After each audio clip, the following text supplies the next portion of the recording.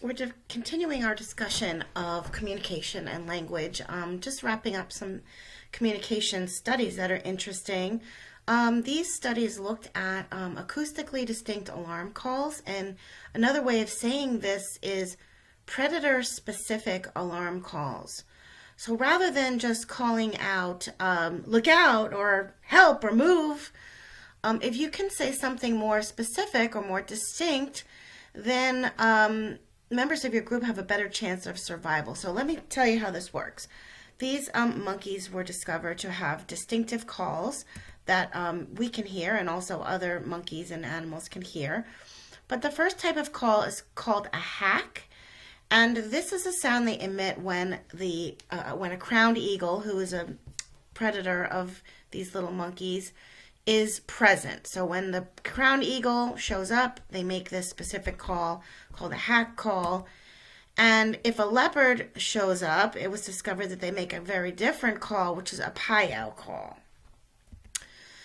Now what they've done is they've recorded these calls, these different calls, on an audio recorder, and played them back to monkeys in a group and watched the responses that they made to either a hack or a pie-ow call. And what the monkeys do when they hear these calls are two very different responses. So it suggests that the call themselves is giving a piece of information about the nature of the threat, what it is specifically, not just a broad like look out or a broad predator. This is like look out, there's an eagle, and to that you should have a specific type of response. So this just shows the playback results from these things. If you play back a pie-ow call, then they move a certain distance away, which is quite different from what they do when there's a hack call. So you can take this data and do an analysis. And after they discovered that, they started looking at this idea in other monkeys, like vervet monkeys. And they found that they do have these predator-specific alarm calls. So usually the first reaction, if an animal in the group hears a call, is look at the caller. And then they discovered that there were at least 3 distinctive types of calls. These short tonal calls for leopards, which means go to the end of the tree branch. That's the response that is best given when a leopard is present, because a leopard can't follow you out to the end of the tree. They would break the branch. If an eagle is present, these vervet monkeys make a grunt call, and then they would go look up above their heads for the eagle and go into the thick branches where an eagle wouldn't be able to follow for fear of hurting its wings. If you hear a python, shutter call is emitted when a python is present, and if you hear a python shutter call, really, pythons are pretty slow, so all you need to do is just stand up and notice where the python is, and you can kind of move away slowly. So that's a very different response than you would have running away from, let's say, a leopard. So they have recorded these songs with ultrasound recordings, and they look quite different, so anybody seeing this can tell these are different calls. Plus, if you hear it, you would know it's different. We call this kind of communication referential. And it's really basically a word. And so this sound equals leopard, and this sound equals eagle. So we say that this particular sound refers to a leopard, and only a leopard, and it's only emitted in the presence of a leopard. So here is a video of the vervet making the python shutter call. And you can see the call and you can see the response.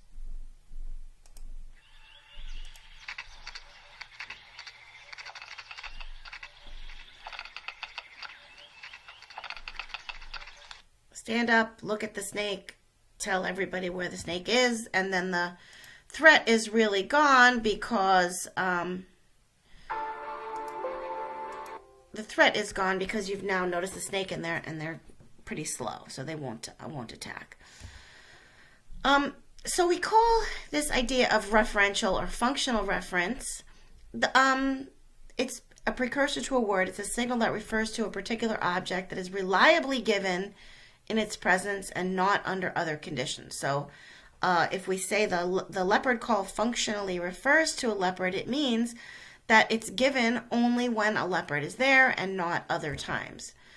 Same thing with the python chutter call. So an interesting thing about these calls is that they're not just like emitted because of an emotion like fear. If you're afraid and you see something scary, you might yell, help or scream out or something. That's a lot different than what's happening here with these vervet alarm calls, because they're representing something. They're standing for. They're supposed to bring forth in the receiver a mental picture of what this call stands for. So a mental picture of a python, for example. So it's not like I jab you and you scream out. That's an emotional or affective kind of a sound. These sounds actually represent something. They refer to something. And they're also made voluntarily. They're not involuntary like a scream from pain. Another recent study is about the language sounds or the communication sounds of these gelada monkeys. So gelada monkeys live in large groups, and they've evolved this very interesting type of communication. So let me play what they sound like for you.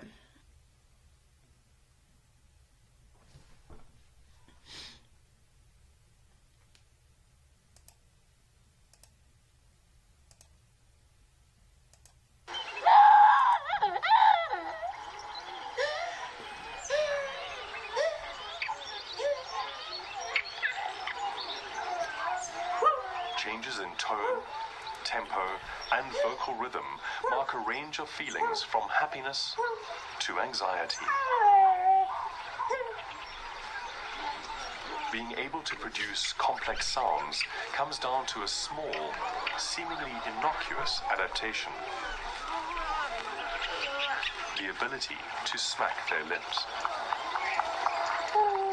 The way that a gelada moves its lips significantly adds to the sound and shape of the noises that it emits.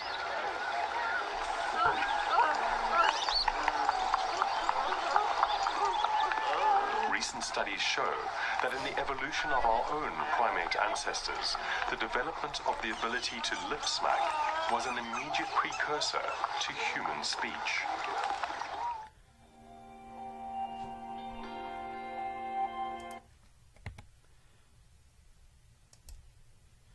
And here's another one, just to show you that lip smacking and wobbles again.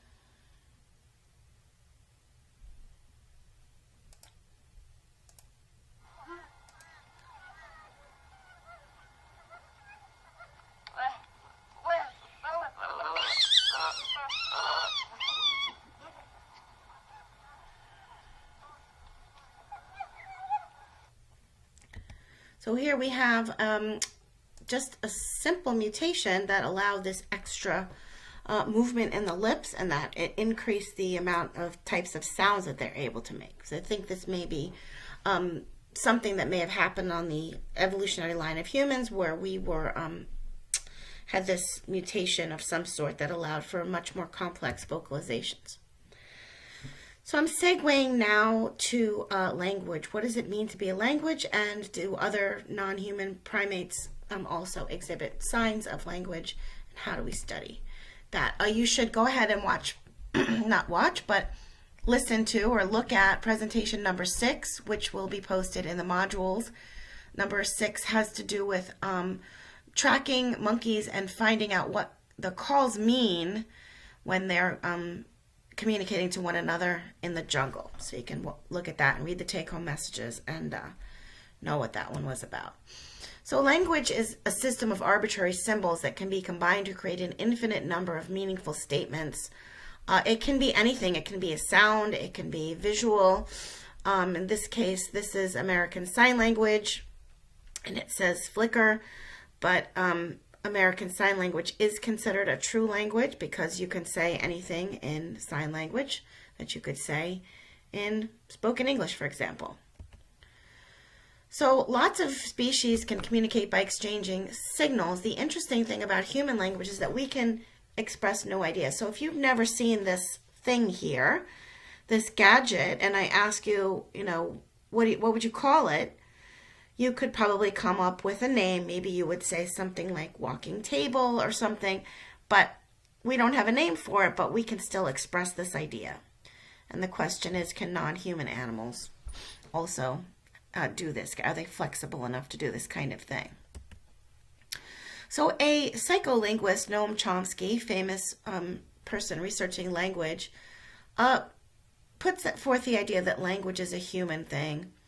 And so if we want to say that other animals can do some of these things, we have to operationally define the different variables. So one of the things that Chomsky says that makes human language unique is that human language provides deep structures in a meaning, so that if you said something, you can't just say it one way. It's very flexible. So you could say the same sentence, but you could say it many, many ways, and the deep structure would remain the same.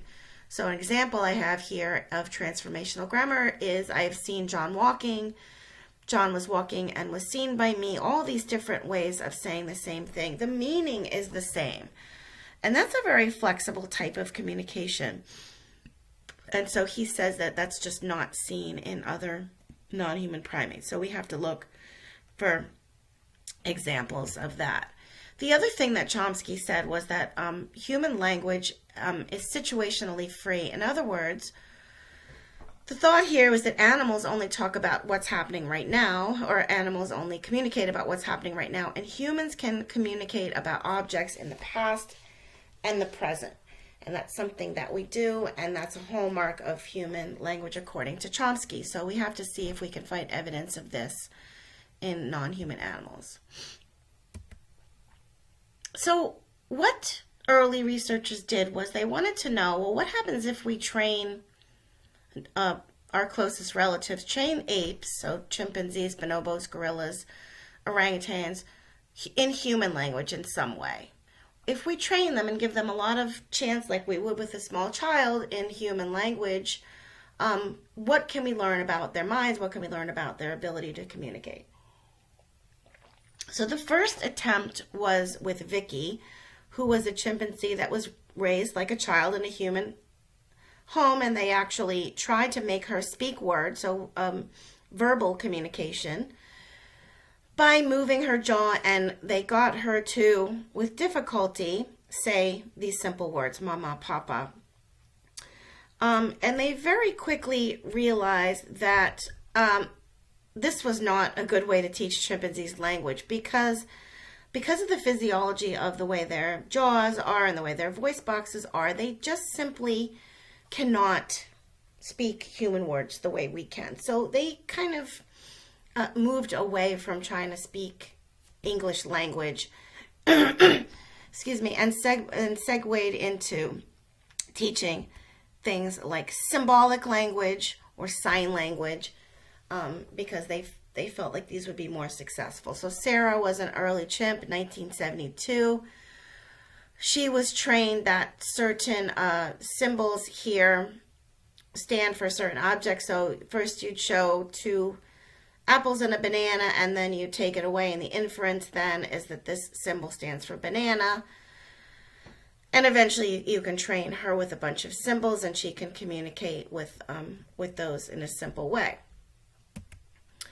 The next really big push was for American Sign Language, because chimpanzees and other apes have very dexterous hands. They can move their hands quite well. And so the thought here was to have them learn American Sign Language. So these people, the gardeners, who were psychologists, had Washoe the chimp and spent a lot of time training her sign language. So here is some information about Washoe, very famous chimp.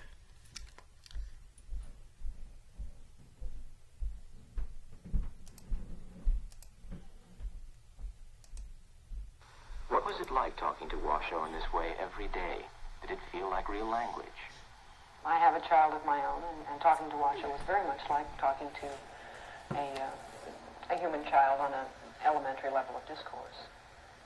We played a lot of word games with Washoe, of course, in an effort to expand her vocabulary as much as anything else.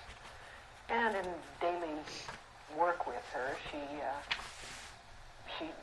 did a lot of interesting things, and language was one of them.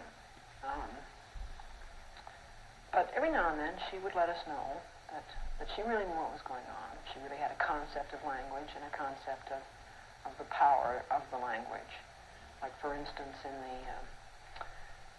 when we would have a new assistant who was in the process of learning sign language, Washoe would very often slow her sign language down, and the new assistants complained about how humiliating it was to be signed slowly to by a chimpanzee.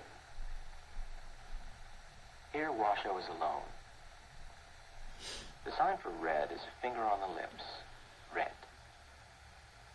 Red. Red. Red. Red. Red. The boot she's wearing is red. That red. It's a characteristic of language acquisition in children that they'll talk to themselves when they're left alone for a time.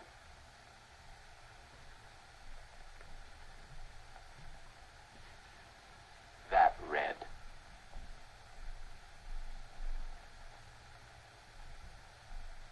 In, and Washoe puts herself in the hat. She's gradually preparing to go to sleep. In me.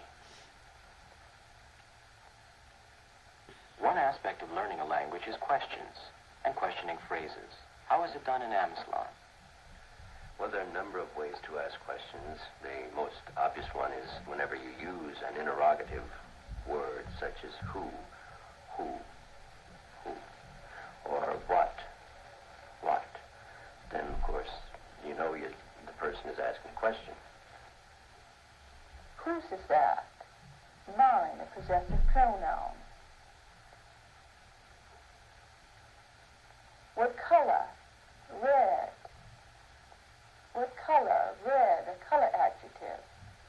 And what is that? A shoe, a noun. Washoe had at least one of these interrogatives that she used with us. It was interrogative who that had already started to appear during her training. We would make such statements as, I know who's coming, and Washoe's reply would be, or I know who's in there, and that would elicit that same sort of a word game. Who. Now, in the spoken language, particularly English, whenever we ask a question, the voice rises. I can say, you look sick. Or I can say, are you sick? The voice rising makes a difference. Now, it's because this is a visual language. The face has to show this. So that I can say, you look sick. Or I can say, are you sick? Or time to eat.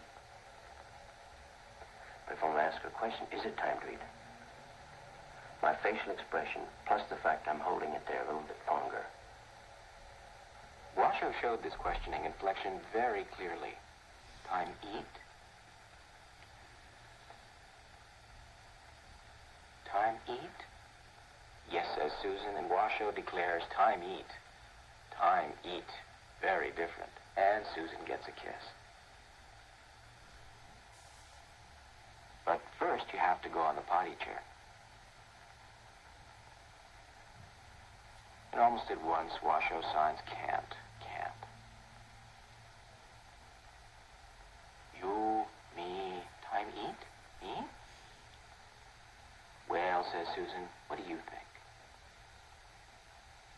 You, Susan, time eat? Time eat? Okay, I think it's time to eat. And Washoe hoots with joy at the prospect.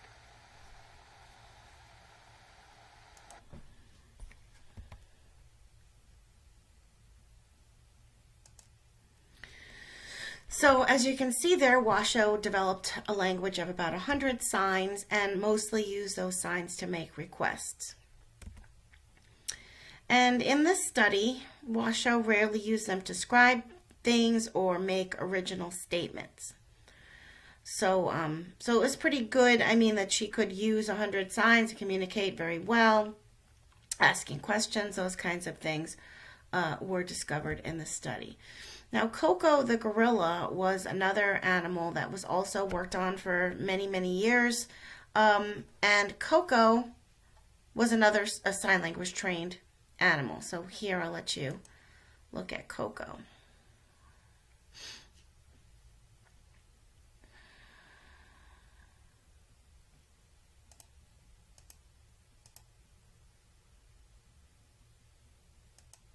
Began in 1972 when Dr. Francine Patterson undertook a study of the language capabilities of apes by teaching American Sign Language to a year-old lowland gorilla named Coco. Although it wasn't the first study of primate language abilities, it was the first to involve a gorilla. After 23 years, it is not only the longest uninterrupted project of its kind, but has exceeded the expectations of everyone involved. I was ready to just sign to her everything about what she was doing. My professor, Carl Freeman, said, no, I think you better start simple. Start with 3 signs or so. And I said, okay, let's try food, drink, and more, since those seem to be really important words. After only 1 month as a student, Coco was using sign language to make simple requests, and by the age of 2, to form short phrases. Coco now knows over 1,000 words in sign and understands spoken English. Because Coco was raised in an English-speaking environment, I decided to keep speaking English to her. And it became clear to me after a while that when I didn't sign, or when someone came who didn't know sign, said something to her, for instance, somebody came to her window and said, well, what's the sign for good? And Coco's demonstrating it immediately. So she clearly translates. So if we ask her to say a word, she can sign it. How about eye? All right. How about ear? Right, okay. You're doing real good, Coco. Okay, let's do an F word. How about fruit? Very good. In 1976, Dr. Patterson, Dr. Ron Cohn, and the late Barbara Hiller established the Gorilla Foundation in Woodside, California. The Gorilla Foundation is a non-profit organization designed to support the continuation of the language study, and more importantly, to create a secure future for gorillas, both in captivity and in the wild. Initially, I thought I'd work 4 years and learn all about ape language and stop. This is what other researchers had done, and it seemed like an okay idea at the time. But what I came to realize is that there was an obligation and a bond that I could not ignore. And an emotional bond had been formed, just like between a mother and child. And you can't just sever that bond without extreme consequences on both sides.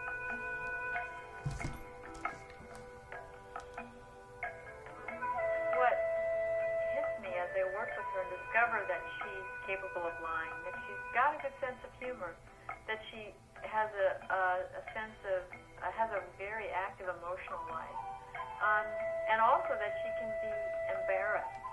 That was the one that got me the most, is that, wow, she is every bit as much of a person as I am.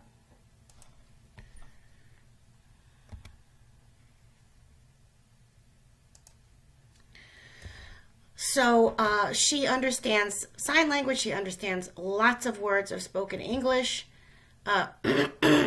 Can communicate novel thoughts, which was one of those ideas of transformational grammar that Chomsky said only humans could do. But she saw she saw a ring for the first time on someone's finger. She had known the word for finger, and she had seen a bracelet before, and she came up with the name finger bracelet. So that was something new that was discovered in this long-term study. The other thing is that she had a pet. This is her pet cat, and she was very distraught when this cat was accidentally killed, and it showed us sort of the inner life, the inner workings. You know, what do these animals think about? And as Penny said, in the video, it showed that they do have inner life and different thoughts about things that happened and other times. Sadly, Coco passed away in 2018, so that was kind of a devastating hit for the primate world. But be sure that you are paying attention to the videos, and they could definitely appear on the exam. Another important long-term study has been a study by Sue Savage Rumbaugh. I won't ask you to know these names, but The study with bonobos was looking at not sign language, but a computer lexicon language of symbols. They call the language Yerkish, and here is Sue working with the bonobos.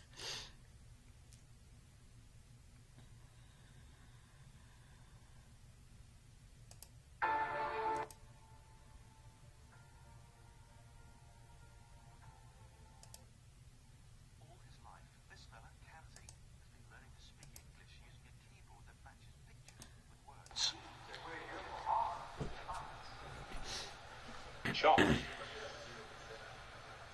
Crayon. Watermelon. Candy. Box. I suddenly realised this could be my chance to actually speak to a bonobo.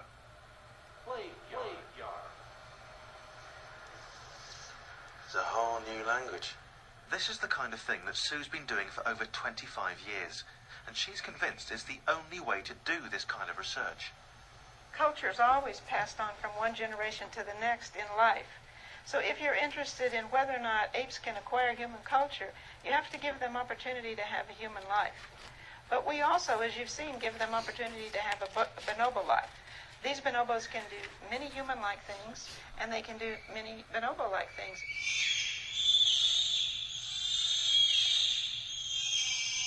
Well, I've never seen that before.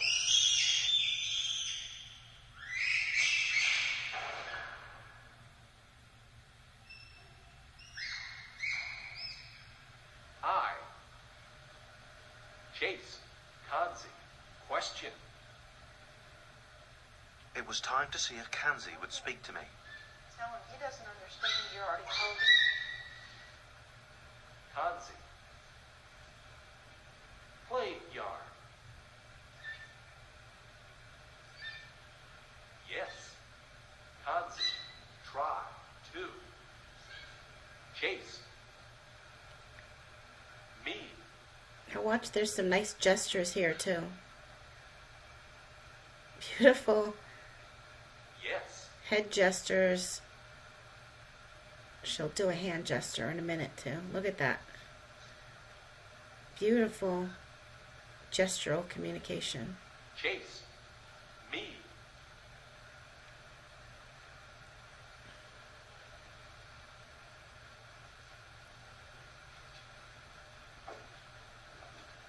Do you want me to come out?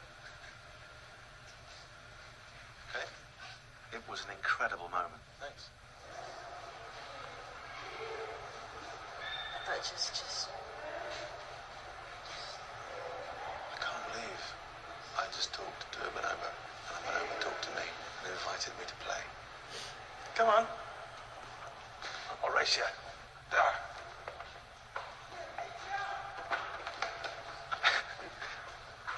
Now, clearly, I know this is just anecdotal evidence. It's personal experience. But to me, my connection with Kanzi felt like an amazingly strong link.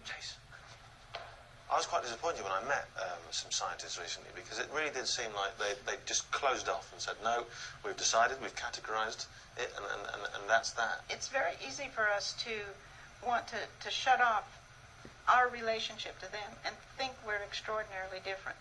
Most of the studies are done on captive apes. They're shifted around from zoo to zoo. And you can imagine if you took 2-year-old children and put them in a cage and sprayed it down every day and gave them chow and apples to eat and didn't raise them in a city, didn't raise them in a family, didn't get to go to Cub Scouts, didn't get to go to the circus, didn't get to go to the mall, they wouldn't become human. You got me. Is he playing? Good. What Sue had said struck a chord with me. Perhaps if you can treat a bonobo as a person, they can become a person. Maybe this type of person is not born, but made. Now, I'm not saying they're members of the human race, but couldn't they be apes and people? Because, after all, isn't that what we are? Race? Chase?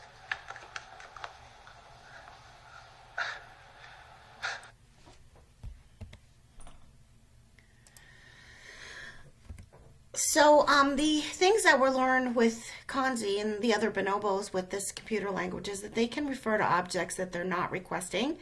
They can ask for things that are not there. They can describe past events.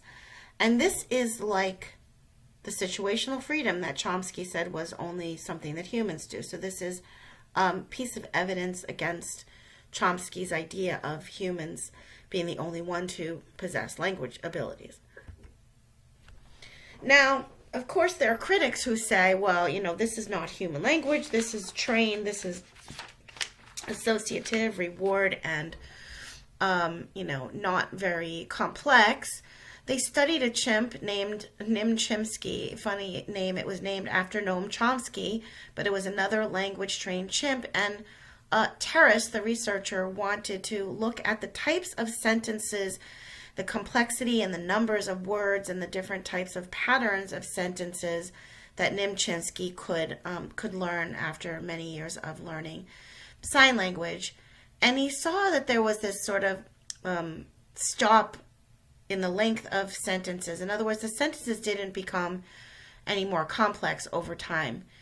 And a lot of the sentences seemed to just be simple repetitions. I think you saw this in the Washoe video, where it would just be like me, eat, time, eat. Very, very simple, repetitive sentences. And you don't have to know really what this is, but I just wanted to show you that Terrace was looking at the types of utterances, the type of sign combinations that Nim Chimpsky was using. So he was basically just looking at sentence types and word combination types. And so the conclusion was that Nim could learn some keywords with a basic grammatical structure of a 2-year-old. So there would be a certain order of the way that words would be put together, action, object, location. That was basically like the building blocks of grammar, but quite simple. And here are some examples of some of the utterances, some of the sign strings that Nim Chimpsky made. And you can see that the longest recorded quotation is give orange me, give, eat orange, me, eat orange, give me, eat orange, give me you. So even though that is a very long string of signs, the meaning of it is not very complex. So there's a limitation, apparently, according to Terrace's work, on the types of complexity that they can achieve. Now, I wanted to also look at an ancient human language, the Bushman language, which is a click language, to think about the origins of how human language may have evolved. And here are the San Bushmen of the Kalahari in Africa. First stop, the place where it all began, the birthplace of every human being alive, Africa. The Kalahari Desert, Namibia. I'm here to find an extraordinary ancient tribe of people, the San Bushmen. Our research shows that their distant relatives left Africa and set in motion the family tree of mankind. From them stemmed every color, creed, and nationality alive today. 50,000 years on, I hear their numbers are dwindling fast. Soon they could be gone entirely. I'm arriving not a moment too soon. Hello? Are you? I'm Spencer. And my 2 children, they are boys. This is my wife. The first thing I noticed was their incredible language. They speak with clicks and other sounds totally alien to me.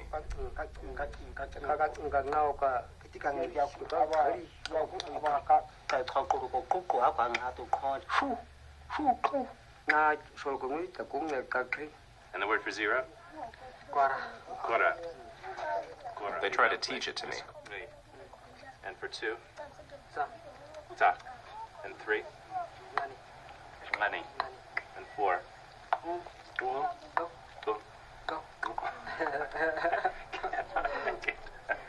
I can't get that for you. Is this strange language a window on the past?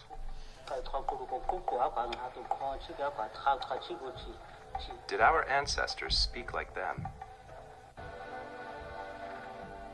there's a reasonable hypothesis that these clicks are in fact ancestral sounds which have been lost in all of the other world's languages, probably lost just once in Africa. And then the group which lost these clicks left Africa and spread throughout the entire world. I just want to tell you a little bit about why I've come here. It's mostly to find out about your way of life. I'm really excited to be here. You know, it's such a dream for me to get to meet the San people, the Bushmen.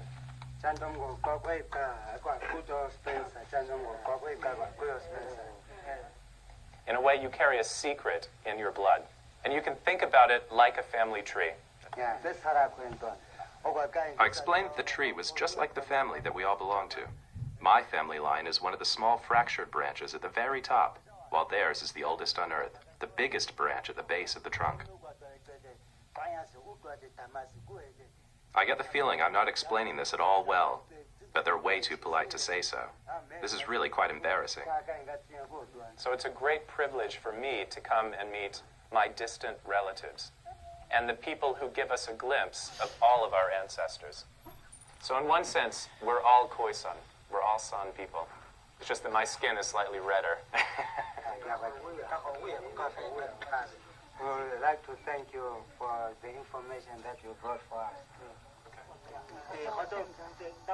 50,000 years ago, Click was a new and complex language.